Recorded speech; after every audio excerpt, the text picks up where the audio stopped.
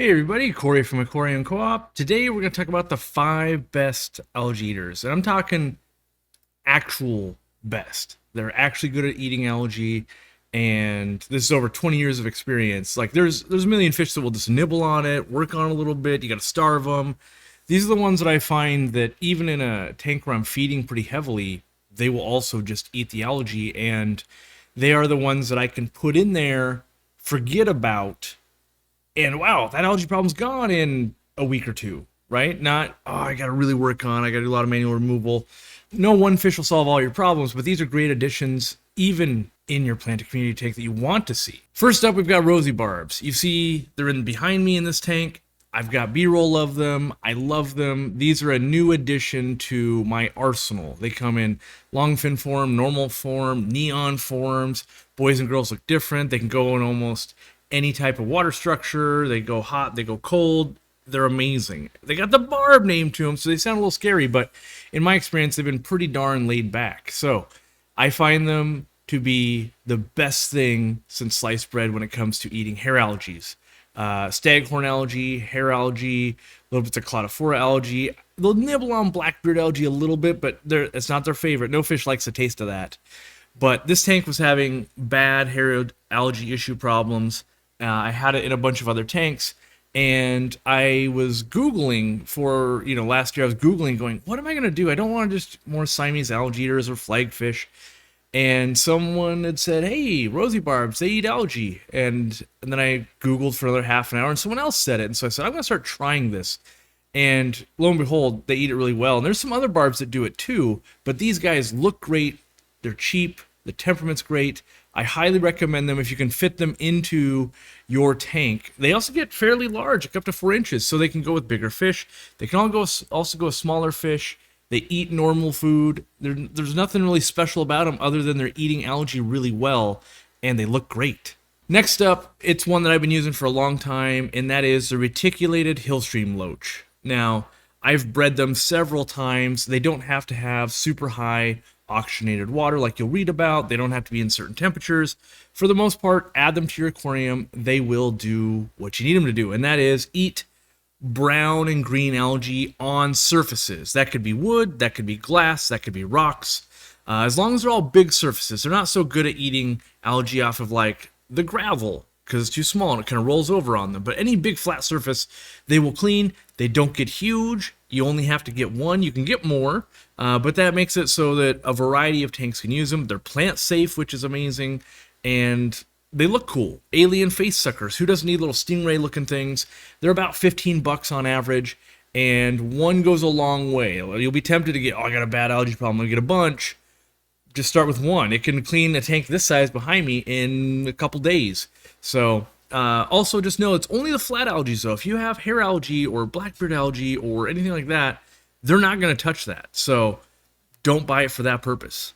Next up is a new one to me in the last couple years. Normally I would have recommended, a mono shrimp or something like that. And really it takes an army of a mono shrimp, and you got to starve them to get them to eat algae. Well, that's not the case with these Pinocchio red-nosed shrimp. Again, kind of saw it online and had a shrimp breeder and seller kind of recommend them, going, oh, they've been amazing in my facility. And I go, okay, well, let me try some. And then I got a batch, and by golly, they did eat like all the algae. It became sparkling in like over like a month, and I had like 10 of these shrimp.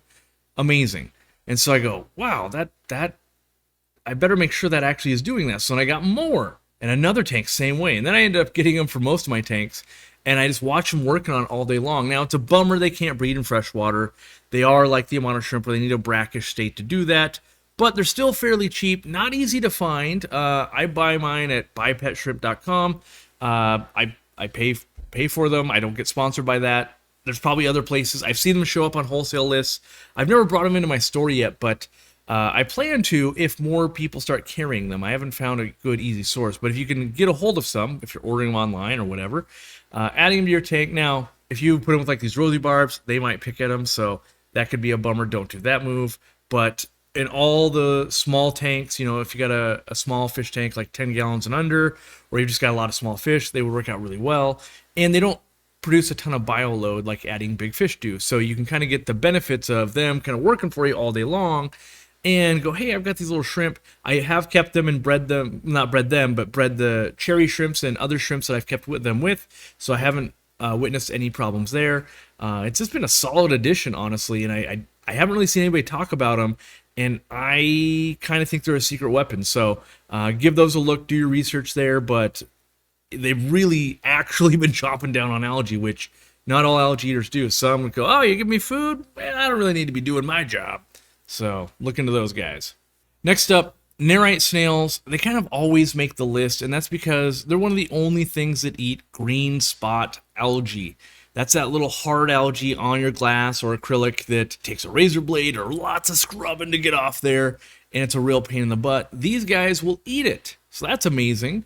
But they leave little white spots around with eggs and stuff like that. So I find if you give them more flat surfaces, wood and rock kind of in your decoration, they'll lay tons of eggs there. They kind of blend in, where if you don't have much, they'll lay it on the glass, then you got to scrub it off. But I still will maintain it's easier to get those little white eggs off than it is the green spot algae. Now, they, like others, need a brackish state to breed them, so you're kind of, you don't have to worry about being overrun by them. You can buy them for anywhere from $2 to $5, depending on the type, where you're buying it. Is it online? Is it in person? How big is it? What's the shell shape look like? Meaning, if they got enough calcium and all that.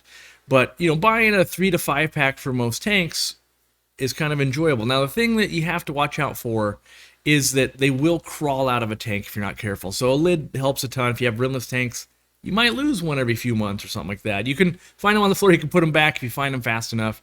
If you don't, they're going to stink real bad. So you'll know it when one went behind the tank. Oops.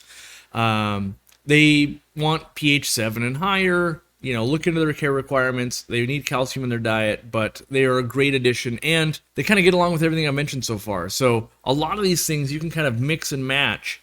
Not that you want to grow algae anyway, but if you have some algae, you can get them as a pet, and they're cool looking anyway, and then also they'll help prevent it. Now, if you're like me and you have multiple aquariums, sometimes, hey, Snail's going to take a vacation, you're going over here, kind of like loaning out your kids or your brother or someone, like, yeah, you go mow that lawn. And that's what you do with the snails and stuff like that. They're really easy to go, hey, I need some help over here. You go live over here for a little bit, and they'll take care of it for you. Last on my list is what's called a Dwarf Claro bristlenose. That's not just a standard bristlenose pleco, which those are great too. They get a lot of flat algae and stuff like that, just like a reticulated Hillstream loach would. But the Dwarf Claro pleco specifically only get about that big, like 2.5 to 3 inches is full-grown max size, which is great for most of our smaller aquariums. They also, because they're so small, they can get into tighter spaces to eat that algae. So where rocks come together and wood comes together, or it's close to glass, all of those. So they actually do a better job than the average bristlenose. Even though bristlenose, they're in every pet store, they're everywhere, they're cheap, yes, no doubt. Get them if you like them. They come in a bunch of different flavors.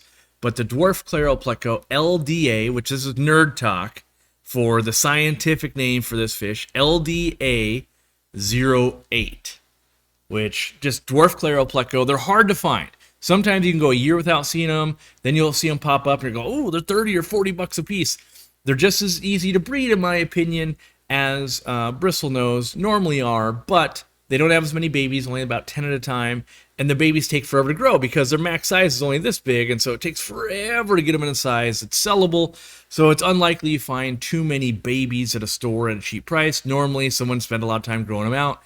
But for a fish that's going to live 10, 20, 30 years if you take care of it, having it max out at that size, it'll never pretty much outgrow any of your aquariums, and it's just a great value purchase today, especially if you breed them. You get a batch, you spread them out throughout your tanks, and they're just good algae eaters. And I should mention that the only thing better than a bristlenose is a baby bristlenose. The smaller they are, the hungrier they are, the more energy they need to get to grow, and so they can also get into smaller crevices. So if you have a little bristlenose factory going on somewhere in your house, you can spread those out and they just do wonders. If you're a breeder, same thing. You breed them, you spread them out throughout the tanks, they will keep them sparkling clean. They will poop a lot, but they'll take that algae, turn it into poop. You can clean out the poop with filters or gravel vacuuming, and then sell them back to the store or give them to friends. And I think more people really need to be working with the Dwarf Claro bristlenose because it's the one that everybody actually wants. they just don't know it yet. Like once you keep them, you're like, why would we have any of the other ones? And the reason is commercially, if you breed a normal bristlenose, you're like, hey, I get 100 at a time every week. Or you breed a dwarf Claro and you're like, oh, I'm getting 7 to 10 eggs every 2 or 3 weeks. It's easy to see. Well, that one makes me a lot more money. I'll breed that one instead of this one, even though it's a better animal for all of us. So highly recommend tracking some down. I've got them in the fish room. I love them. Dean keeps them and breeds them as well. You'll see people long-term fall in love and breed them a little bit, but they're not a money maker. They've always can find a home, but they're not a money maker for you, and they're just a great algae eater. So with so many algae eaters out there, pick what you like. I've got other, top 10s and top 5s, and we've got articles on them and all that. But really, I wanted to show you the ones that I'm actually using that have impressed me lately that are really good at their job. Just because they do it doesn't mean they're really good at it. And I see so many top 5 and top 10 kind of algae eater lists where it's just the same ones over and over and over again. And I really wonder, like, have you guys kept this? Have you tried doing that? Like, you have to starve that fish to get it to do that, or it only does it while it's young, and they don't call those things out. And so these guys that I've told you about today really do a good job, and they're stuff you want to own long term. And so I can easily recommend, like, just get some. Whether you got algae or not, any of these are great to have. So there you go. Hopefully you're running algae free here pretty soon and your tank's in balance and you're having fun. If not, come join us on a live stream Sundays at 6 p.m. Eastern and we'll talk about it.